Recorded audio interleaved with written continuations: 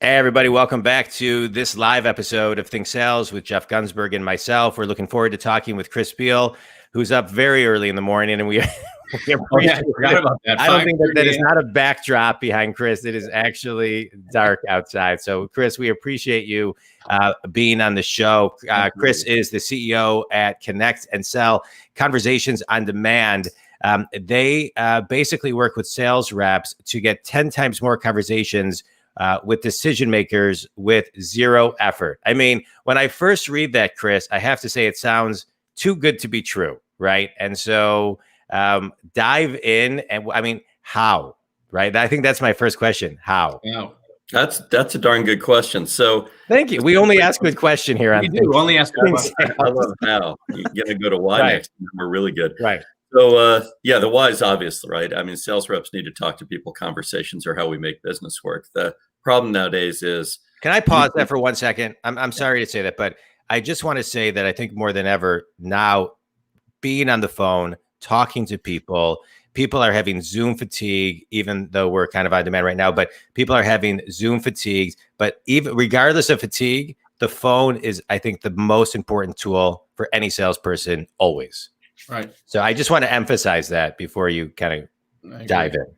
Well, that's sort of the point. I mean, the phone was what we built the latter part of the 20th century on in business. And, that let us get out of town, so to speak, and talk to people in other places. And business became national and global using the phone. And then the phone went away in about 2003 to 2005 because voicemail became ubiquitous and everybody let their calls go to voicemail and then didn't bother to listen to them. And it's just because computer storage got cheap. So suddenly you went from a world where 3, 4, 5 phone calls would get you somebody and you'd talk to their admin and, life was good, to a world that now looks like this, where it's 27 dial attempts before you finally get something other than voicemail. And voicemail is a dead letterbox. So what we do at ConnectAndSell is just get rid of all that junk. You push a button, you wait a little bit, usually about 4 or 5 minutes, sometimes less, sometimes longer. And bloop, there's a tone in your ear. You're talking to somebody on your list. Always a target on your list, never a gatekeeper, never voicemail, never a phone system. So that's the how from a rep perspective. And reps go from talking to 2 people a day to talking to 30 or 40 or 50 with literally no effort, unless you count pushing a button. That's not that hard. For some, it is. So it's Friday too. And it's 5:30 a.m. It's true, but it is very true, right? You expect me to push a button? Yeah. It's pretty tough. It's actually a lot like I had an experience a couple of years ago where Gerhard Schwantner ran this peak performance mindset sort of retreat. And one of the things we could do is get in a Ferrari or something like that, take it out on a Formula One course. So, I've been driving now for 50 years. You'd think I'd know how to drive a car, right? And I get in that thing and, my hands are sweating and I'm shaking a little bit. And that car doesn't look familiar to me at all, even though it's just a steering wheel, an accelerator, and a brake. That's kind of all you have to do. And it's the same thing. I mean, you're going to talk to somebody for sure from pushing the button. Suddenly it's hard to push the button. And it was hard to get that Ferrari out on the racetrack. But after 3 times around, being yelled at a lot with this kid who only seemed to say 2 things: brake hard, brake hard.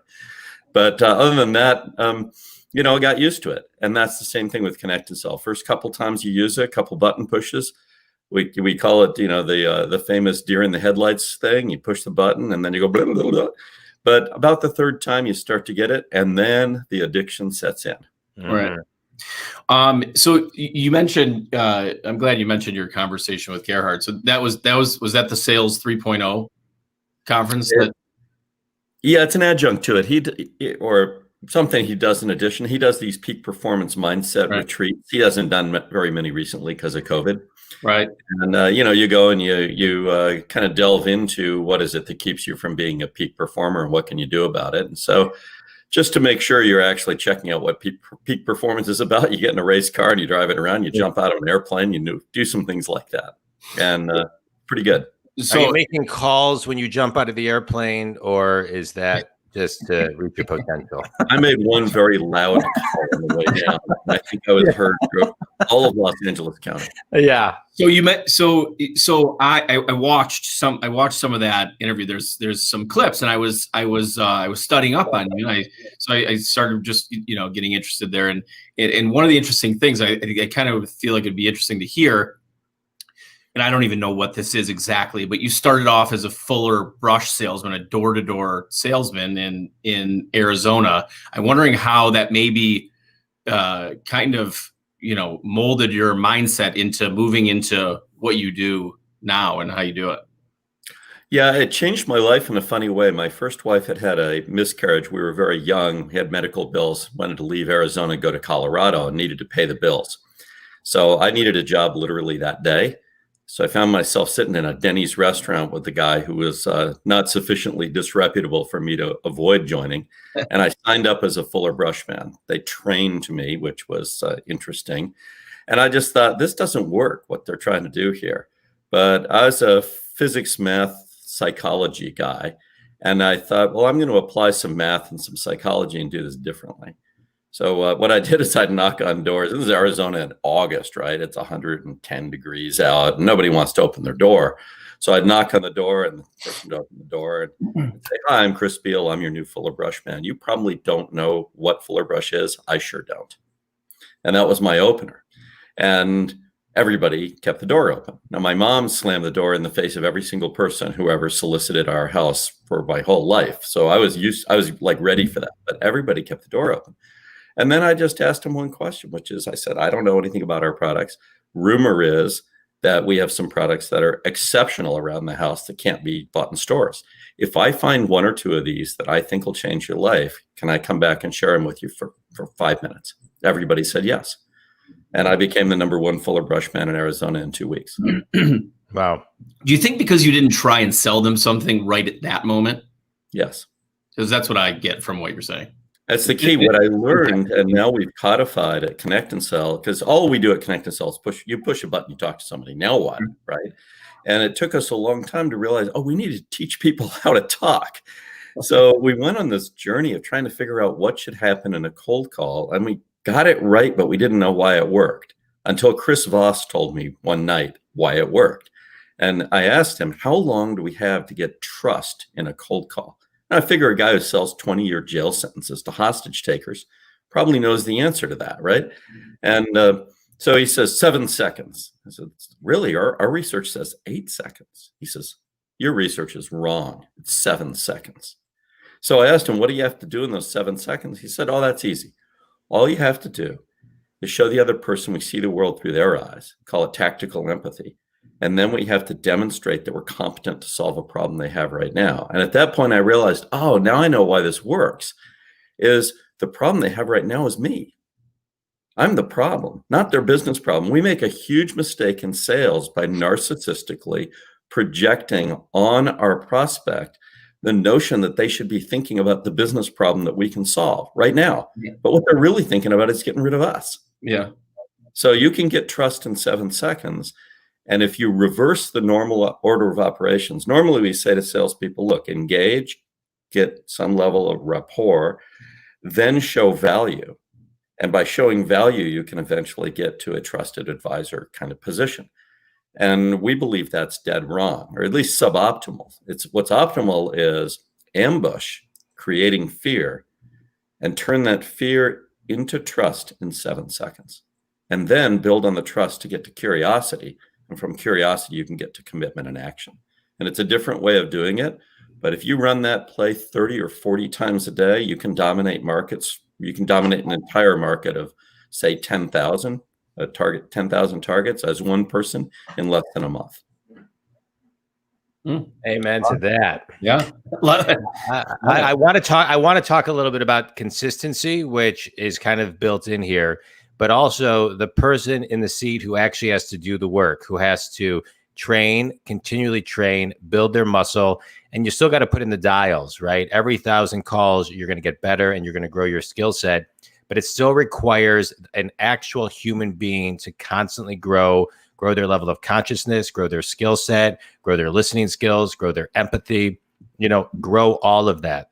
And I think sometimes people fall short because they want it so fast, but they're not willing to, put in the consistency that's needed. So you have this built-in consistency from a scientific standpoint, the technology, but how do you find the right people that actually can use it?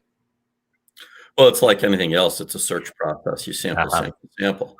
And the way we do it is we run this thing called an intensive test drive for free for one day. You get in the race car and you drive it around all day. And it separates what we call the pigs from the weasels. So pigs are good. Conversation pigs want the next conversation, no matter what the last one tasted like. And weasels we don't like so much because they want to weasel out of the only thing you have to do in sales for sure, which is talk to people. And, they'd rather hide behind email or hope that some social outreach magically takes care of the problem of sales. So once you've kind of separated the pigs from the weasels and taken the ones in the middle and shown them a way that they can become a pig, which is fantastic, then they need to learn. And it's only 5 sentences. So you have to come up with the value part of their script. We call it the breakthrough script. Yeah. They have to practice it. It takes usually 30 repetitions, eyeball to eyeball with somebody. They should never role play. Role play is the dumbest thing in the world to do early in learning something in sales, because the idea is to trip you up. Role play is generally an ego trip on the part of whoever is the prospect playing the role of the prospect, so they can show you how hard this is. It's not that hard, but you do have to get the muscle memory right and the underlying beliefs right. You get all that right, you start to get success. Then you need a coach to listen to you. So we run a thing called Flight School. This is all free, by the way. We run a thing called Flight School. It's 4 sessions of blitz and coach. And just to get a sense of the precision, you're doing the whole thing. You're selling the meeting, the whole, that entire 2 hours of using Flight School for the first go. And we coach you on the first 7 seconds. The second session of 2 hours, maybe the next week, after you've had a bunch of practice and your coach is paying attention to you, then we coach you on what we call the 27 seconds, the value part. Then we coach you in the next session on how to actually ask for the meeting. I mean, these things sound simple. You watch a brain surgeon, it looks simple, right? What is it? I don't know. I drill into your head and I use a knife. How hard could it be? Well, it kind of depends on what you want the outcome to be, right? So this is precision stuff. And then we teach them how to handle objections. And there's only like 3 objections in a cold call. So they have to learn how to avoid one of them and handle the other 2. So we call it takeoff, free flight, landing, and turbulence. And you can make somebody through that process, if they're open-minded and they have a good soul. They have to be sincere. I mean, if you're not sincere, you're doomed in sales. But if they sincerely believe in the potential value of that meeting they're selling, for that human being they're talking with, in the downside case where no business is ever going to be done, if they believe in that, then the rest of this can sit on top of it just fine. If they're trying to trick somebody, well, sorry, human beings are really good at not being tricked. So you, excuse me, you mentioned that it's really simple stuff, right? And on the surface, it's super simple. I think one of the main things that stops people from doing what you've created in cold calling is fear. And I just wonder how you address that with people and how you deal with them, and and kind of overcoming that aspect of it. Yeah, that's really important. There's 2 elements to it, and one is we just encourage them at the very beginning in the test drive to go ahead and push the button. Just, it's going to suck. We just tell them it's going to be a train wreck the first time you do it. It'll go beep in your ear, pop up on the screen, show you who you're talking with, and you'll go blah, blah, blah, blah, blah. So that's fine. Everybody feels it. I still feel it. I don't know anybody who uses our product who isn't a little shaky on the first button push. I know one guy, a CEO, puts his feet up on the desk and starts reading a book, business book. When he gets into the right mood, he doesn't look, he reaches over and hits the button and goes back to reading, right? So he can get in the right frame of mind. Right. So that's part of it. But the way you overcome the fear is you realize the fear is in the wrong place. It's the other party who's afraid because you ambushed them. When you answer a cold call and you realize that it's not who you thought it was going to be, and that's what happens, right? You're going into a meeting, you're too busy not to answer, you're getting on a plane, you're in a car, you can't even look, you answer. And then it's not your kid, from their college town or whatever. It's like, oh man, you're actually afraid of that person because they're an invisible stranger. And in the environment of evolution, the village and the invisible stranger are those people from across the river. And we're civilized, right? We paint our faces vertical and we put a bone in our nose and, we eat the right kind of food. And those people, paint their faces horizontal. They put bones in their ears. They're so terrible. And when they're invisible, it's nighttime. And they've showed up not to bring us a Bud Light, but to change the demographics of our village, usually using big sticks or spears or something. And so we don't like invisible strangers, and nobody wants to be one. And that's what we're afraid of. Once you realize that's the dynamic, is you're just afraid of being the scary thing, then your fear isn't the issue anymore. The prospect's fear is the issue, and that's the advantage, because now you know where they're starting from. Yeah. Because if you can alleviate the fear, you get trust, and that's what you want. Let me ask you a question. So explain, thank you for that. Explain exactly how this works. I'm curious. Like I'd like to, I think everyone listening would like to know, Sure. The product itself. Yeah. Oh, okay. Sure. So the way it works on the outside is, for the rep, you get in through a browser, regular old application. It gives you a phone number to call. You call that phone number with any phone. This isn't like a telephone, right? You can use whatever to call it, a soft phone. How do you do, not to stop you, how do you get the phone? Or is it like, are these targets that the individual would load in there, or are these? Yes. Yeah. Okay. You load your own data in. So first you got to have some data, right? Normally it comes out of your CRM, but it could be a file you load up, whatever. You can import it. You can first name, export. last name, Can you export from a quick question? Can you export from a CRM and import it into your service? Yeah, you can do that, or you can just hook it up to the CRM. Either way. Oh, okay. So easy is I just want ease of use. Super easy. Yeah. I mean, the whole hookup to something like Salesforce or Dynamics is 15 to 30 minutes, and it's just a couple config options. What about Pipedrive? We actually don't have a pre-wired integration to Pipedrive, but Pipedrive is actually pretty friendly for export and import of results, so it works just fine. Okay. So there you are. You got your list, and you dial one phone number. That's the only phone number you're going to dial that day. It's us. You dial into a conference bridge just like this, except you're in there for the purpose of that conference bridge being smart enough to dial your list.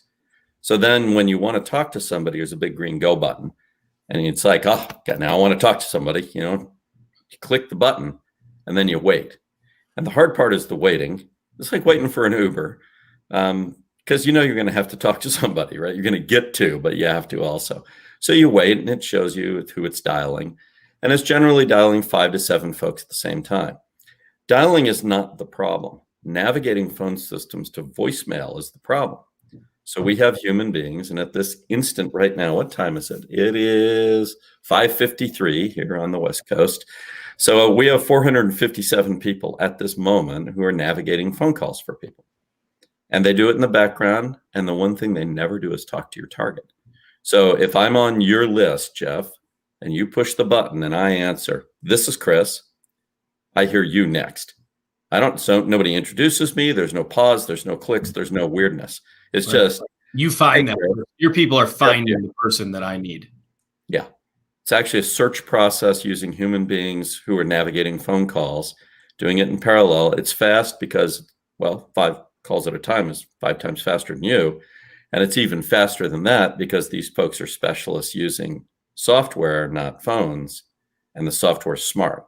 So it's about 10 to 15 times faster than dialing and navigating manually. So you take about 1 to 2 hours of grinding, frustrating, stupid non-sales work, which we actually teach people to do and tell them it's a great idea. We don't teach them that, but in the world of sales, they're taught that. And you just make that go away, and it turns into push a button. And while you're waiting, this is maybe the best part. You can do something else. You can do email. You can do social. You can pet your dog, whatever it is you want to do, because that little beep, bloop, tells you it's showtime, and then you talk. I love it. I love it. What a great product. And it sounds like it's helping a lot of people, especially in today's world where we got to call a lot of people. I mean, and there's less callbacks like you were talking about, and you got to touch people 27 times before they'll even connect. Yeah. Hey, Chris, I just have one additional question, piggybacking off of Jeff's question about the fear.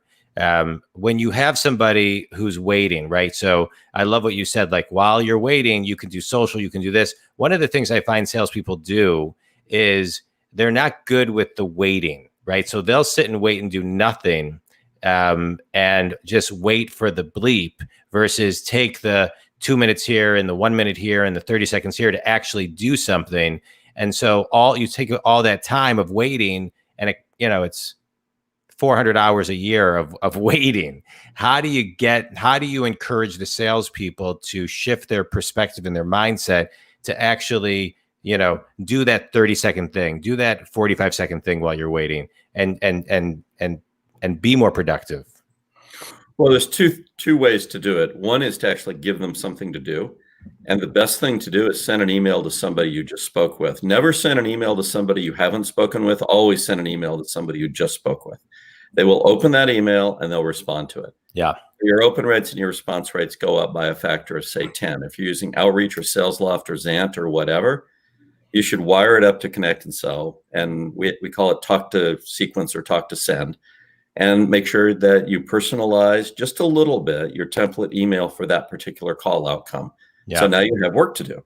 And it's good work, and it takes about 3 minutes, which is perfect for that next wait time. Yeah. So now you have an interleaved process where you're getting the most out of your investment in Connect and Sell and your rep, because they're talking as much as they can and listening, and your investment in those other tools like Outreach and SalesLoft and Zant, because now those emails are actually getting read, which is great. The other thing is, it's just getting used to it. At first, you stare at the screen because you're just like freaking out, right? It's like, what is going on here? What's going to happen? But it is just like driving a car. At the very beginning, when you learn to drive, you're hyper focused. You're like, what's going to happen here? Yeah. And after a while, you can drive along in a freeway. Think about what we do driving on freeways. It should be impossible, right? Yeah. And we do it while we're talking to people, and thinking about all sorts of stuff. It comes naturally after a while because you just get used to it. I love it. One quick question before we go into a quick 60-second speed round. Someone dialed in and said they want to know, is the software different from a Mojo or Retic dialer? Yes, radically different. It has human beings inside of it who are doing all the work for you. Okay. So there's only two choices. Either you're going to navigate those phone systems to nowhere, in which case you're fully occupied doing that, or somebody else is going to do it. Right. I guess it doesn't get done is the other thing, but that's not good. All right, Chris, this has been a pleasure. I've loved this conversation. I love talking about how salespeople can be more productive. We have a 30-second speed round. Are you ready? Always. All right. You seem always ready. I'm going to go into combat with Chris Beall. Right. Ready to push that button. Favorite book and why? Favorite book, Never Split the Difference. Chris Beall. He tells us how to really sell. He sells 20-year jail sentences, tough product, sells it well. People die if he fails. Yeah, love it. Toughest sales lesson that you've ever learned? The toughest sales lesson I ever learned is an overreach. It wasn't me. It was a colleague. Overreached on a deal. We lost $75 million in 15 minutes. And then we lost our $120 million a year customer. All right. Well, that's a good lesson. Press the button. All right. Chris, tell everybody how to connect with you. So 2 ways. Go out and connect me on LinkedIn, Chris8649, Chris Beall. Easy to find. I'm yappy out there. The other thing is go to my podcast, Market Dominance Guys, and you can connect to me by listening to 57 episodes of me telling you exactly a cookbook on how to dominate markets using conversations. And where can that be found? Market Dominance Guys, all one word, .com. All right. Hey, Chris, I can't thank you enough. You are the real Chris Beall, and I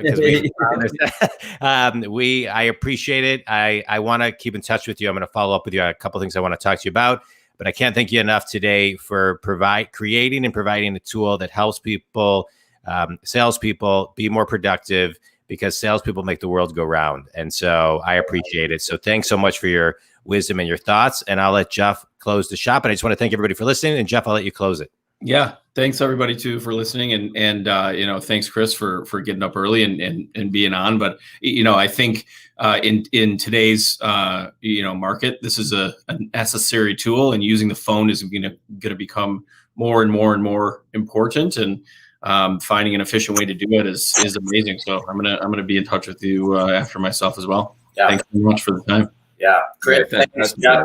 Always fun. Chris, thanks so much. We'll be in touch real soon. Thanks, guys. Thank you. All right. Bye-bye. Thanks, guys.